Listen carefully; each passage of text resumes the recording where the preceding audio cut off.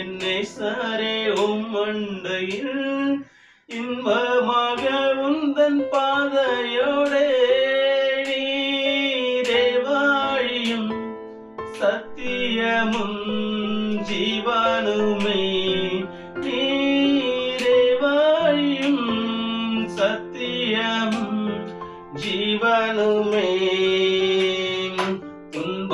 பெருக்கிலே சோர்ந்திடேனே